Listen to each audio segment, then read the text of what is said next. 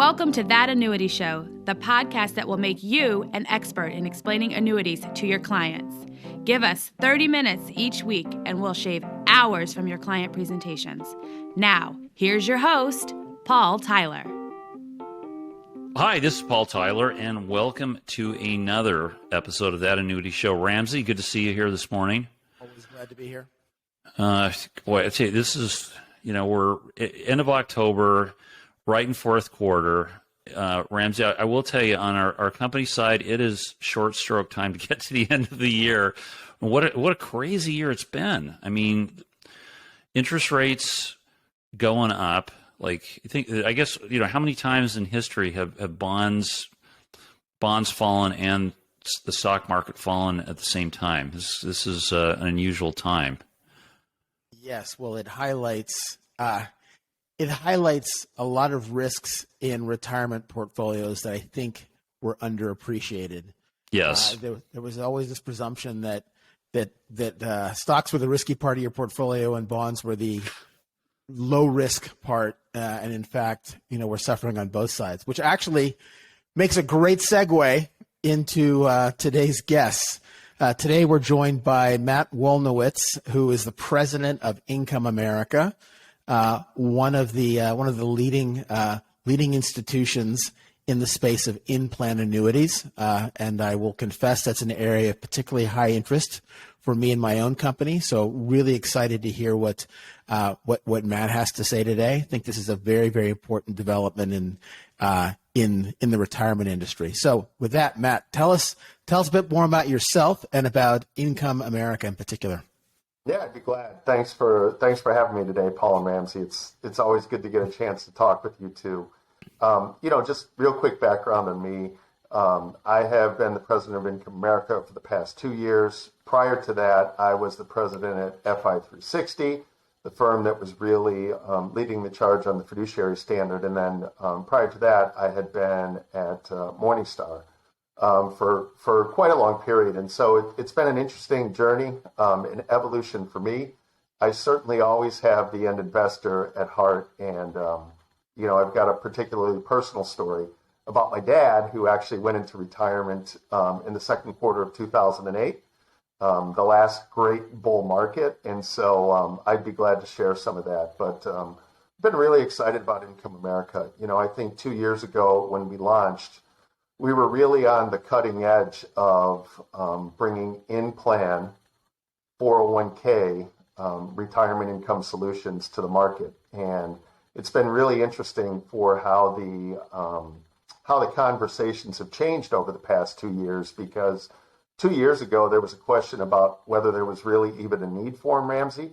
And I think some of that was just legacy, where there had been solutions that had been introduced 10 or 12 years ago. And to be honest, they just hadn't had a lot of take up on the participant side. So it's been really interesting to see how the conversation has changed. And, certainly like Paul talking about the change in the markets, that's really had a big impact. And for me, yesterday, I was in Philadelphia and I was happened to spend some time with a friend who's a really good institutional consultant. We were talking about how the markets haven't held up to their traditional correlations.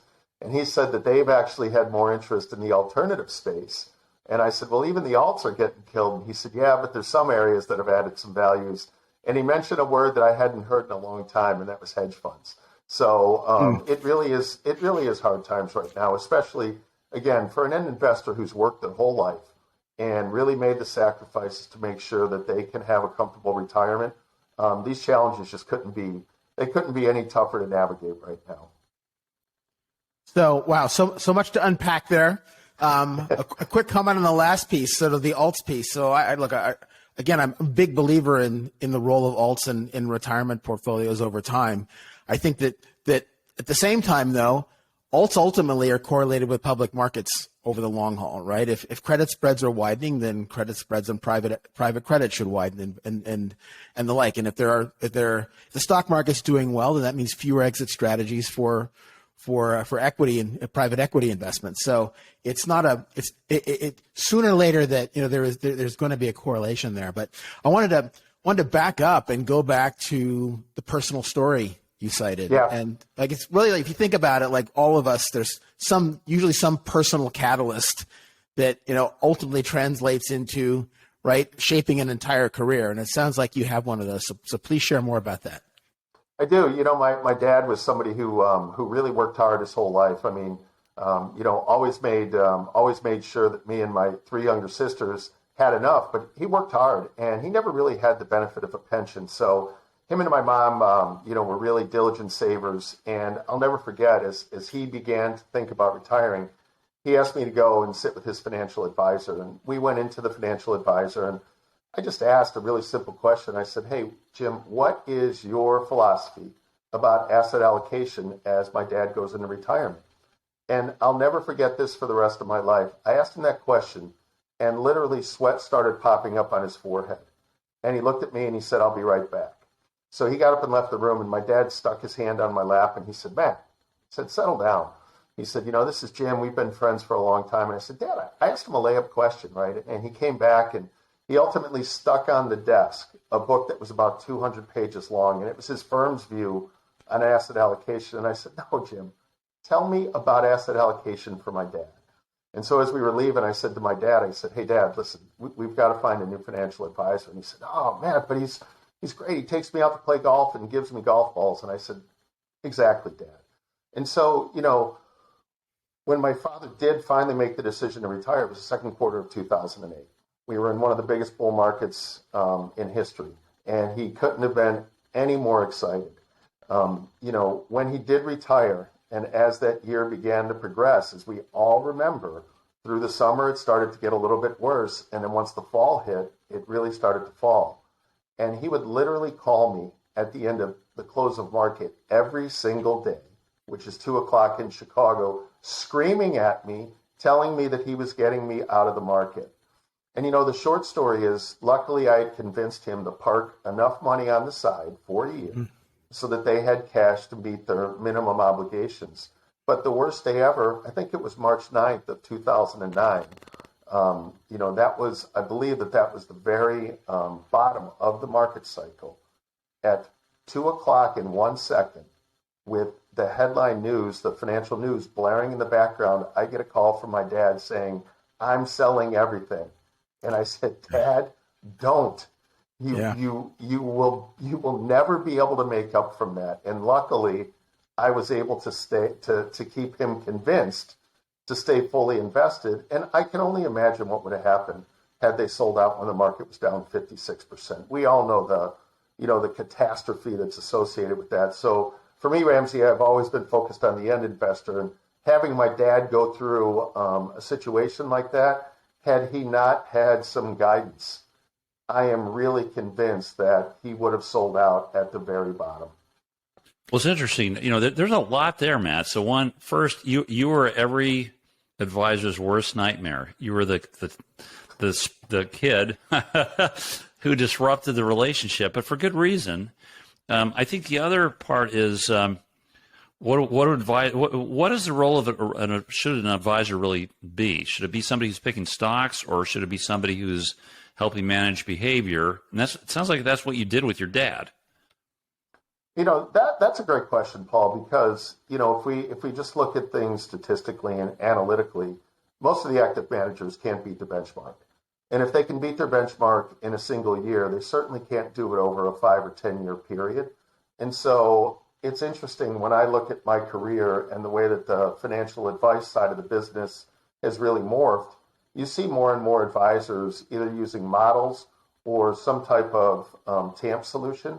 And I really do think, and Ramsey, we were talking earlier about my buddy David Blanchett. He talks a lot about the advisor alpha that they add. It really is on the behavioral finance side. I mean, even if we just on a really recent basis, even if we look at the downturn that happened at the beginning of COVID in the first quarter of 2001, even in the target date market, and you can say whatever, everybody has their own opinions on that too, Paul, but even in the target date market, the number of people that sold out in March of 2020, it was pretty scary. And so this idea that a financial advisor is, I like what Joe Durant calls it, like a life coach, right?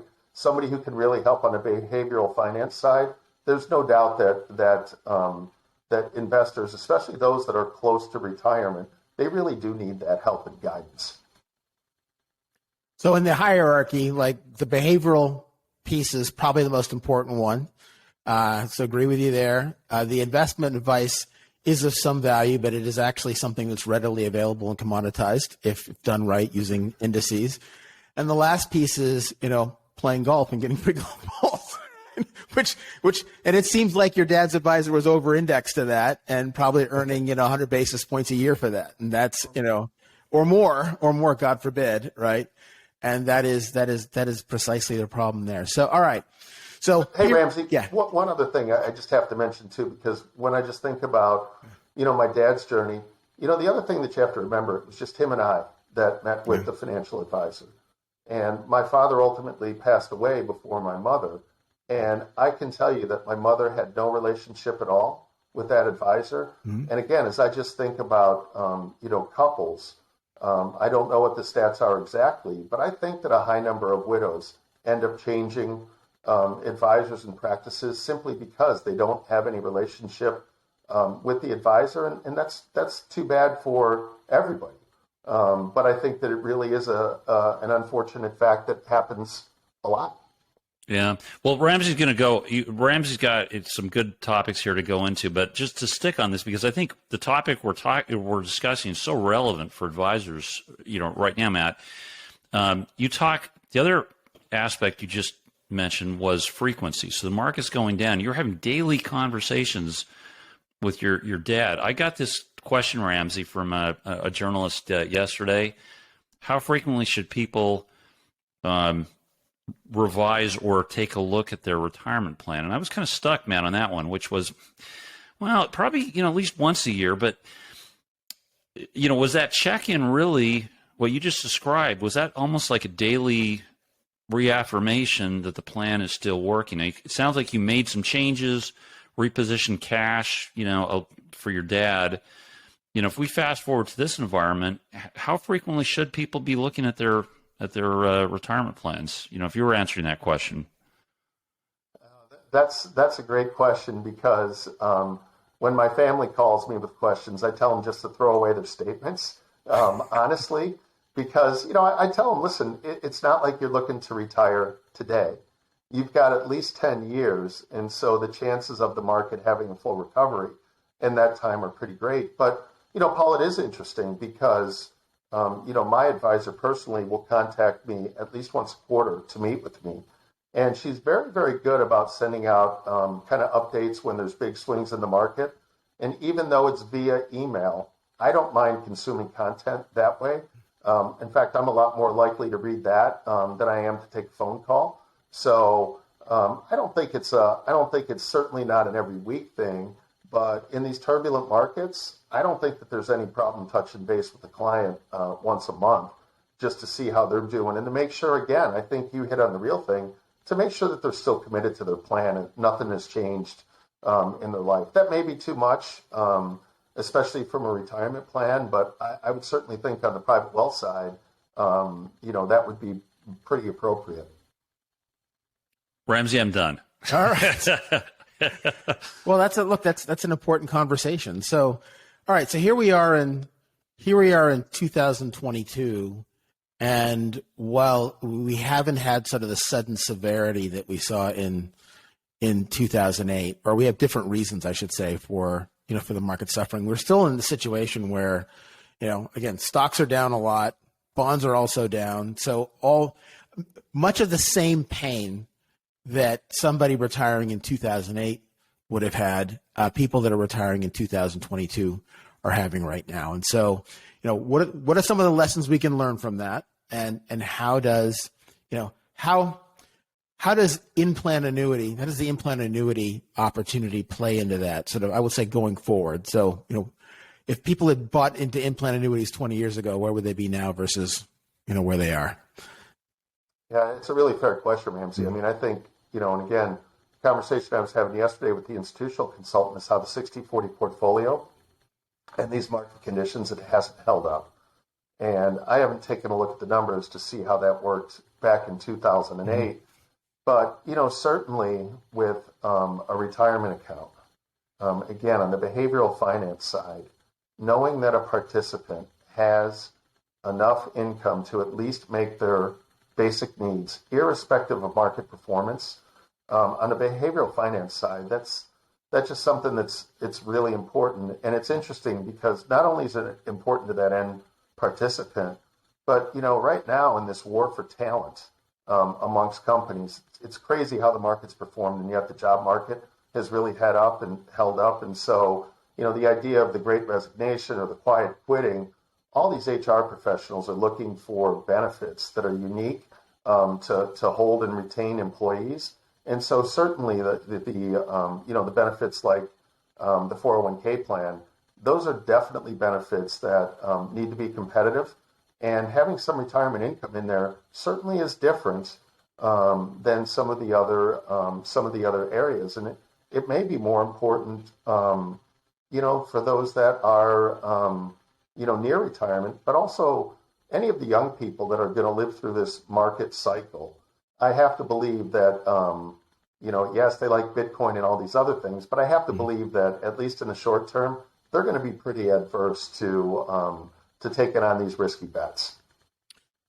So part of what we're sort of dealing with here is sort of a culture that's focused on stocks and bonds, target date funds, et cetera.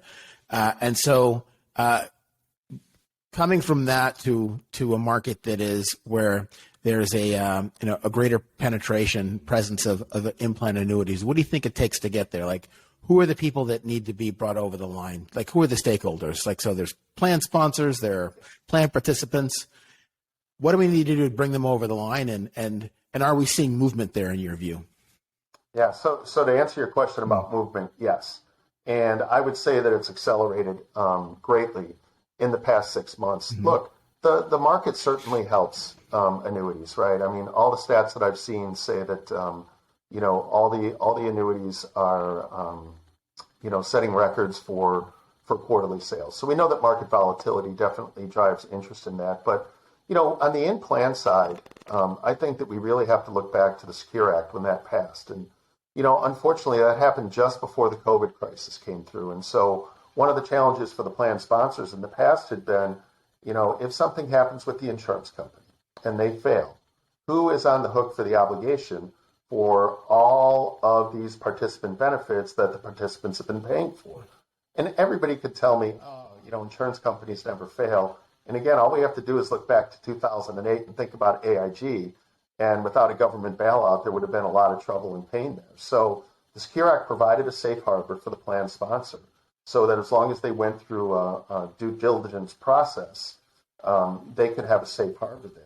And so, that was certainly one thing, Ramsey. But again, I think that in a raging bull market, it's hard to have that conversation with the participant about the benefit of a guaranteed income because they think the market's going to go up like that forever.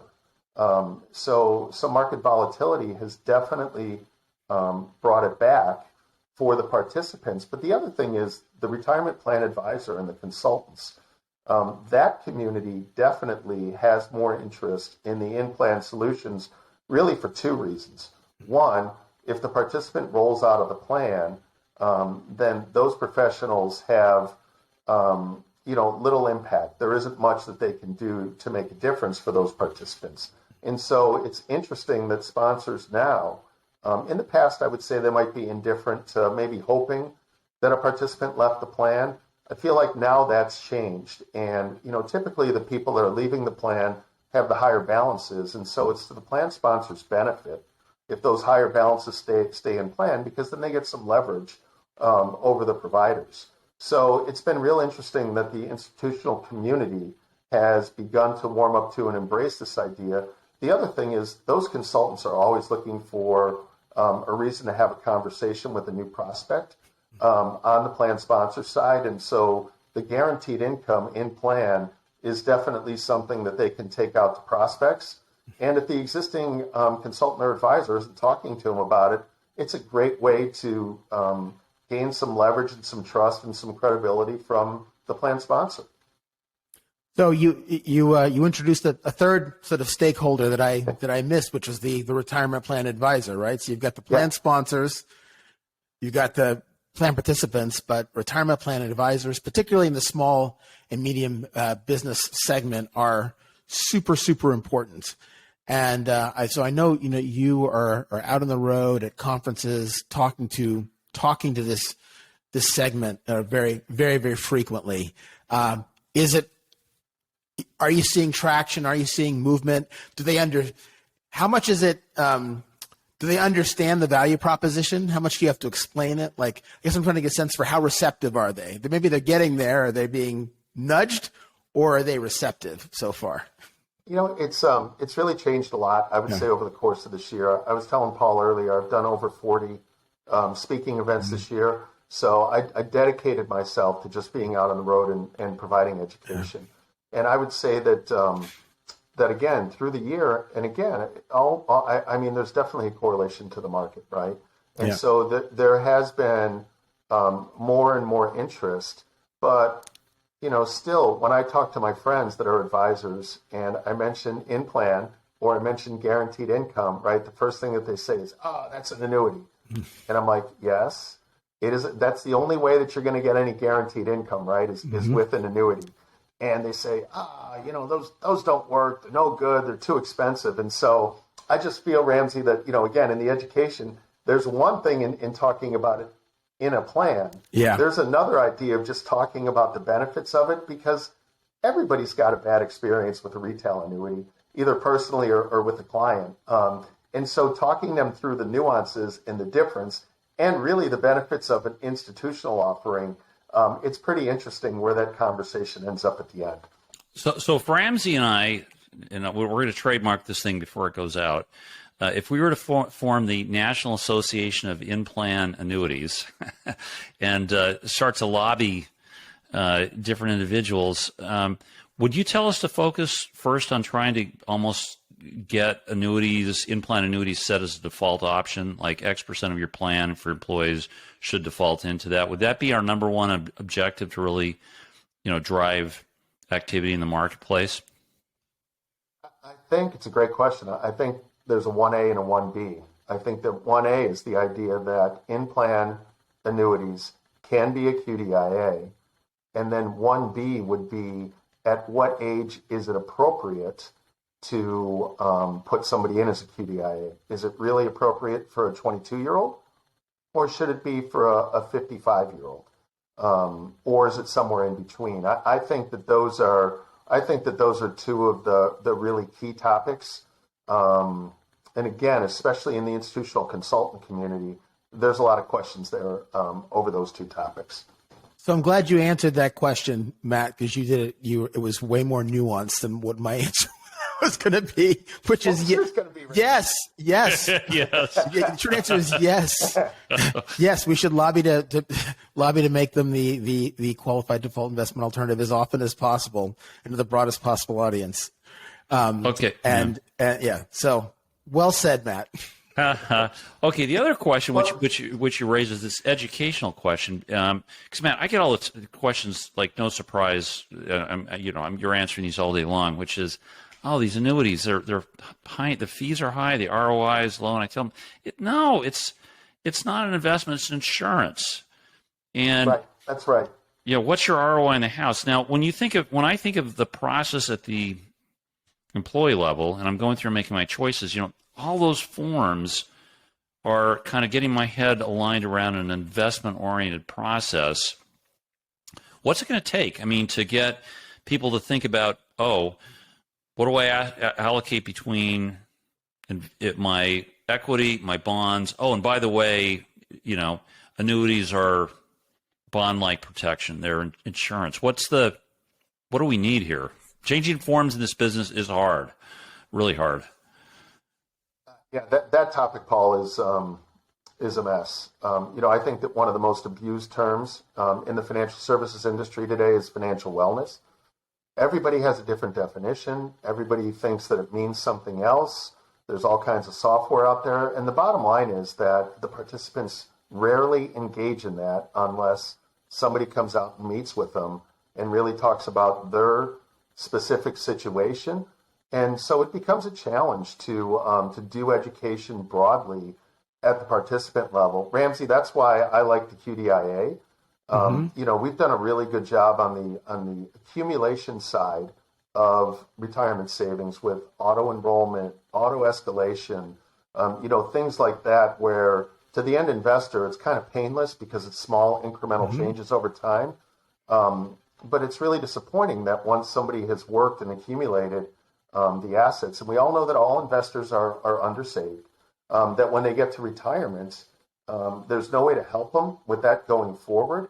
And typically, if you're 65 and you've got a nest egg and you're getting ready to retire, you might know what your fixed expenses are. But if you're left on your own to navigate that, and if we look at the vast majority of investors, they don't have enough in assets to qualify to really be serviced by a financial advisor. And so there's a humongous gap out there in the market today.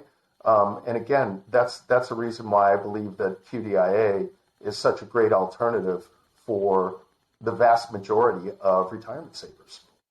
And that is such an important point because it enhances the accumulation phase by stabilizing account values, a clear path into retirement with a stable sort of foundational income. But then, and I think this is a really critical point, and I think the industry still needs to figure out what this looks like, but this notion of staying in plan through and post retirement, I think is really important. And you made the point earlier, it means more assets retained by plan sponsors. So that's more, cost efficiencies per participant. That's great.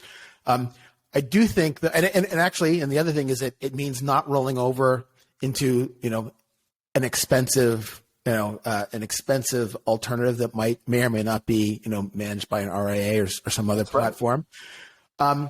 But here's the thing: in order to make that work, plan sponsors or their vendors have to have a post-retirement platform that replaces some of those services that are provided right now by that advisor that takes the rollover. Like there's real value-added services in there, even if they're sometimes expensive. There's real value-added services. So, what are your thoughts on sort of where we are as an industry in sort of offering those post-retirement services sort of in plan?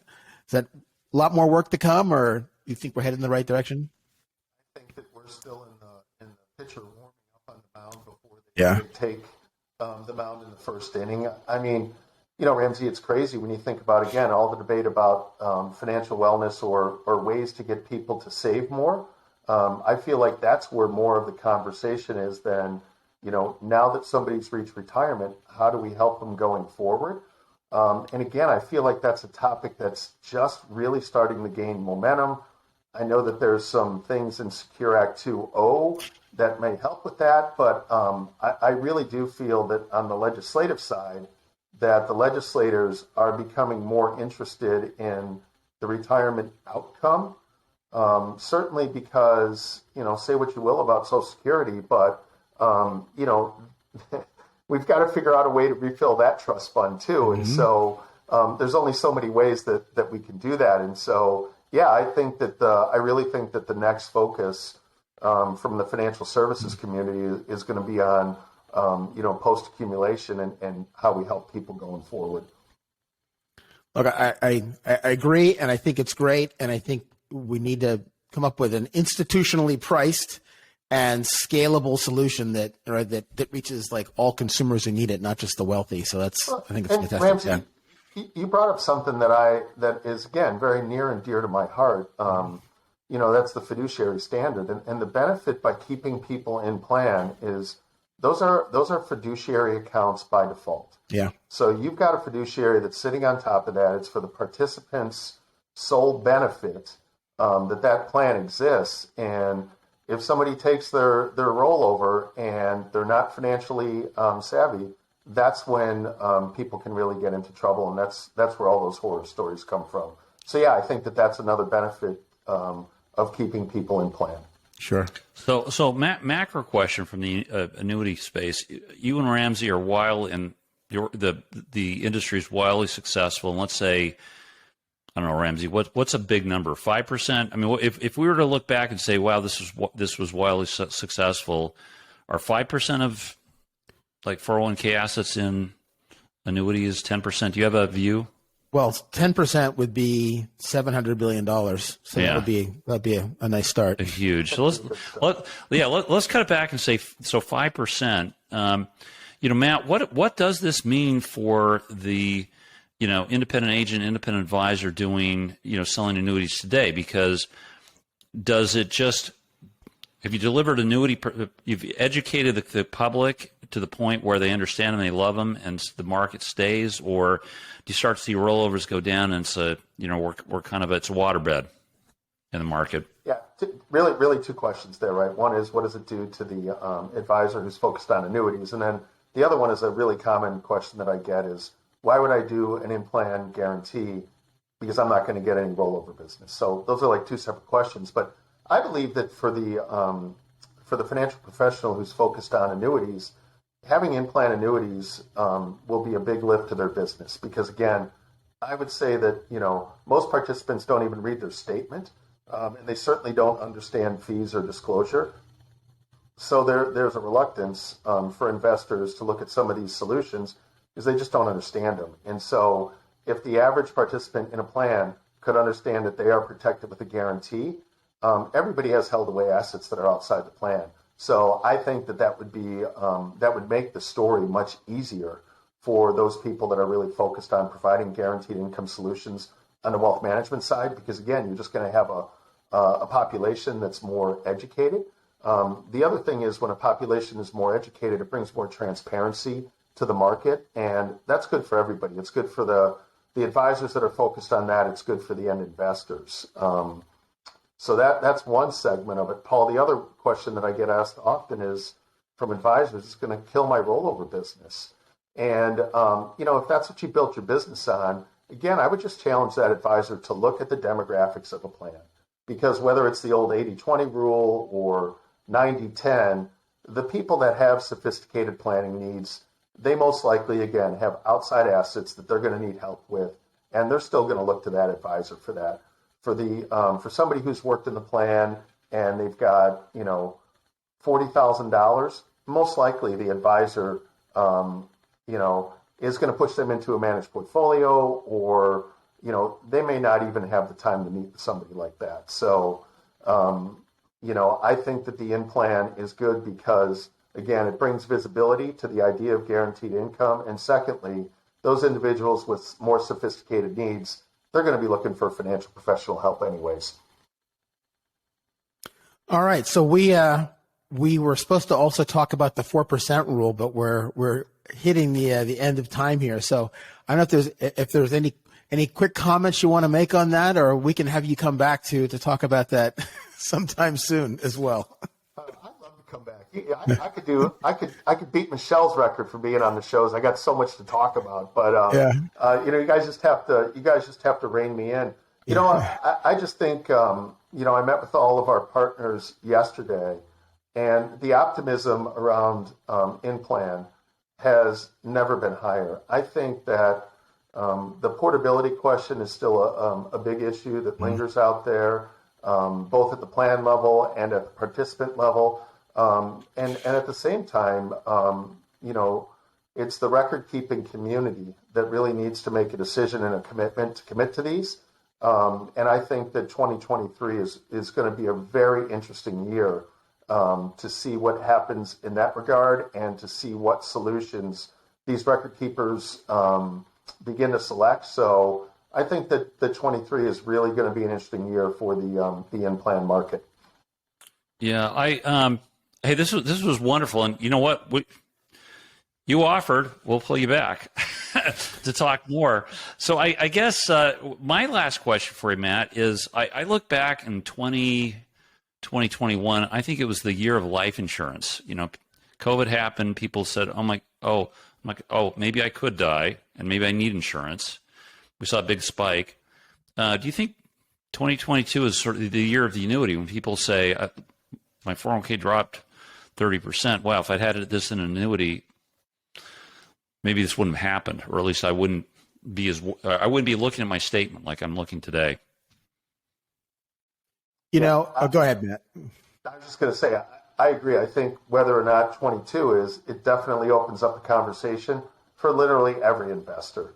I also think it's a good time for financial advisors to be on the hunt for new clients. I know that they're really worried about retention now, but when the market drops 25%, it's not fair to blame your advisor, but I think a lot of people do.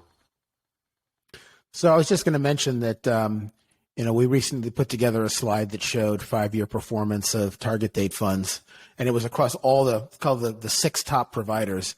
And the 5-year return is just under 5% for most of them. So, that's 5% from, in an at-risk situation. And so the comparison starts to look, a lot more interesting for sure. Yeah. Well, listen. Yeah. Yeah, go ahead, Matt. Go ahead, please. Matt. You have the stage. You guys let me talk all day long. Sure. I was just going to say, another really quick personal story. I have a friend of mine that worked for AT&T for 32 years, and he was thinking about retiring last December, and he didn't. And he just recently retired. But if you think about the difference between retiring in December of 21 versus retiring in October of 22, and the hit that your 401k has taken. Now, again, he has enough cash on the side that he can wait for the market to recover, which is great. But if he didn't, from an income standpoint, Ramsey, on a monthly basis going forward, those consequences are pretty severe. And so you're right. If it's 5% over the past 5 years, wouldn't you rather have that guaranteed with maybe some upside as opposed to losing 25% of your value as you get to enter into retirement?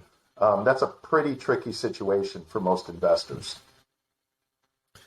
All right, Matt, it has been a real pleasure. So thank you for joining us. And then, I echo Paul's desire to have you come back on sometime soon. Sounds good. Thank you, fellas. Excellent. Hey, thanks, Matt. Thanks to our listeners. Join us again next week for another great episode of That Annuity Show. Thanks. Thanks for listening. If you've enjoyed the show, please rate and recommend us on iTunes, Stitcher, Overcast, or wherever you get your podcasts.